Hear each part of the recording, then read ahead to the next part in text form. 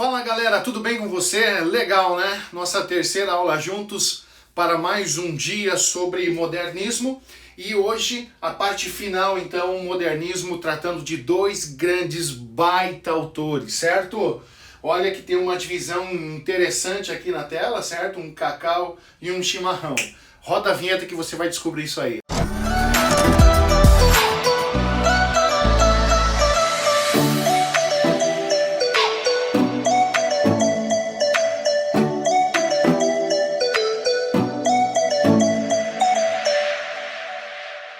Então vamos lá, moçada! Olha aqui, começando então Geração de 30, a parte 13 e última dessa série brilhante na prosa, tá, moçada? Que é, sem sombra de dúvida, o melhor momento literário do nosso país. Hoje eu vou tratar sobre dois grandes autores que eles, cada um em um lugar da região brasileira, estão tratando de assuntos muito parecidos. Isso que é o legal de tudo, certo? Eu vou apresentar hoje para você Jorge Amado, certo? Tem tudo a ver com cacau, e Érico Veríssimo, gauchão, tem tudo a ver com isso aqui, o chimarrão, certo? Então vamos começar a aula com Jorge Amado. Esse velhinho aqui, moçada, ele é um baiano arretado, certo? O que quer dizer um baiano arretado? Ele é, sem sombra de dúvida, uma personalidade brasileira, certo? As obras desse cara aqui foram para a Rede Globo, foram para o mundo em forma de peças teatrais, em forma de séries, em forma de novela, certo? Por quê? Porque ele escreve de uma maneira muito cinematográfica, certo? Essa é uma das características desse camarada aqui, beleza? Então vamos conhecer um pouquinho da vida dele. Ele nasceu numa fazenda, certo? Em um distrito de Itabuna, no sul da Bahia. Isso aqui já diz para nós que ele era de uma família muito abastada. Donos de fazenda de cacau, ou seja, grandes barões da época, certo?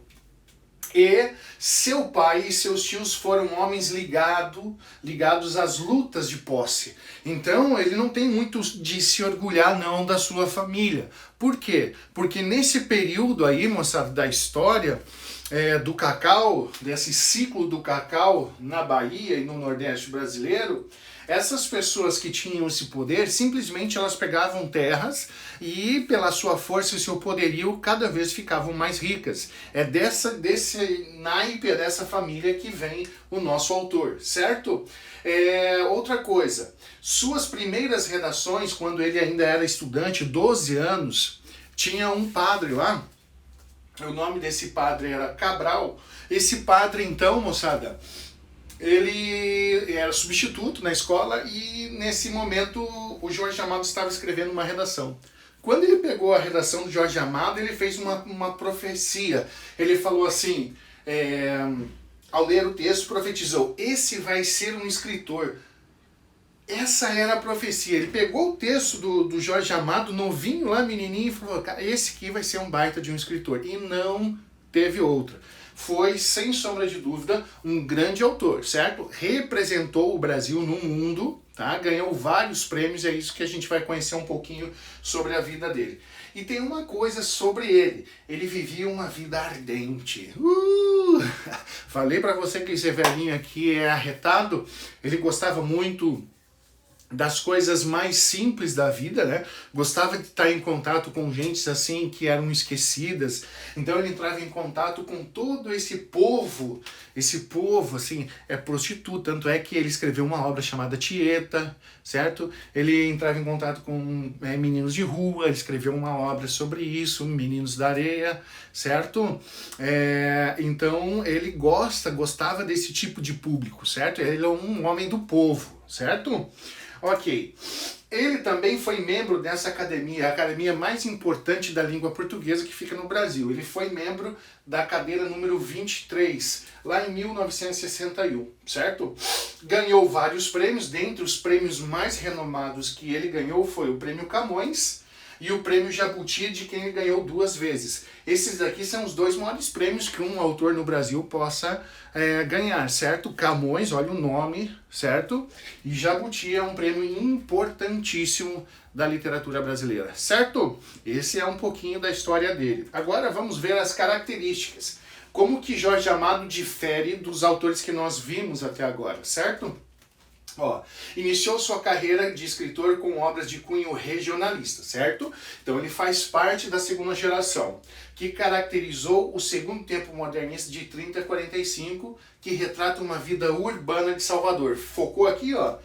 O que ele retrata? Vida urbana de Salvador, Bahia. Então o foco do nosso Jorge Amado é a Bahia, fechou? Diferente, ó, os outros estavam em outras partes do Nordeste e Jorge Amado focou em Salvador, Bahia, Salvador, certo? Sua obra apresenta forte preocupação político-social. Focou aqui, outra coisa dele, um foco político-social. E esse socialismo da qual ele faz parte, até porque ele era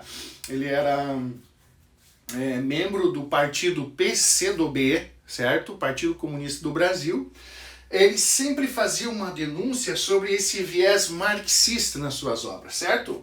Esse tom lírico em relação à miséria, ele gostava muito de explorar esse tipo de tema, certo? É um verdadeiro marxista dentro da literatura nacional, beleza?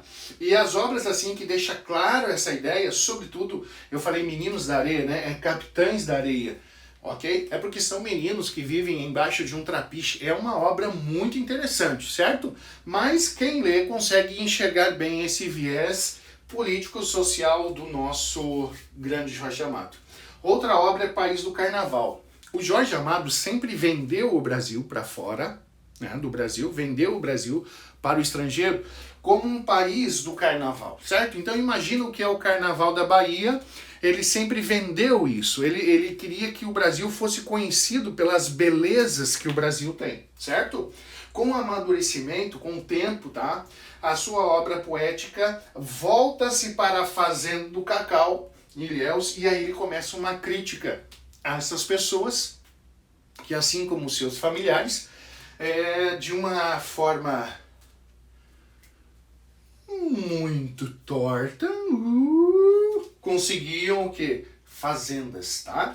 Uma das suas obras era aqui, ó, Terras do Sem Fim e São Jorge dos Ilhéus, tá? São obras que tratam desse cunho mais voltado à crítica, à denúncia daqueles que são muito ricos e porque as pessoas são muito pobres, certo? Bem esse viés marxista. Então ele faz muito bem essa ideia de proletariado, certo? Lá nas aulas de sociologia, você deve ter estudado isso. Então ele faz muito bem, porque a obra dele é uma explicação do porquê a pobreza ela persiste nesse país, certo? Ok? E aqui, moçada, eu tenho para você um período ditatorial, né, que ele está inserido. O crescimento do coronelismo procura retratar o seguinte. Então aqui nós temos 3 fases desse camarada, certo? Então a gente pode dizer que a primeira fase dele é chamada de ciclo do cacau, beleza? Mostra o quê? As sangrentas disputas pela conquista de posse de terras do cacau. Então aqui essas obras, Cacau, São Jorge dos Ilhéus e Terras Sem Fim, são as obras que tratam essa fase dele, a fase do ciclo do cacau. Ele tem a fase dos romances proletários, talvez a fase dele de maior impacto, certo, na literatura. Essas obras refletem do ponto de vista dos trabalhadores, então sempre é o ponto de vista do pobre, certo, do marginalizado, do colocado à esquerda da sociedade, aquele que não tem direitos, aquele que não é ouvido.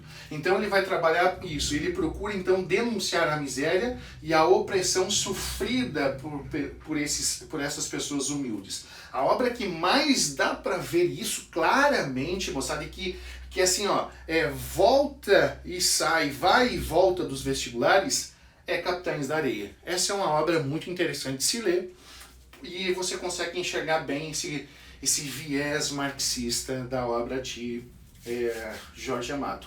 E aqui as crônicas de costume. A partir dos anos 50, crônicas de costumes. Tá? A partir dos anos 50 mostra uma Bahia pitoresca. O que é pitoresco? Único, certo? Uma coisa assim que só quem foi para lá consegue entender.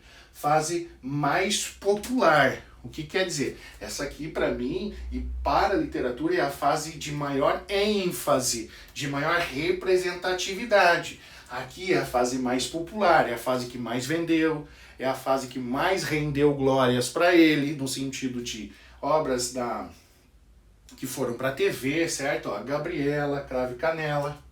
Então são obras assim que vendiam muito bem essa Bahia, esse local que é pitoresco, esse local que é único. Quem vai à Bahia sempre volta, né? Os carnavais da Bahia, então ele explorou a sua fase aqui. São as 3 fases do nosso grande Jorge Amado, certo? Então esse velhinho danadinho, certo? É um grande autor da geração de 30, certo? Um grande prosador.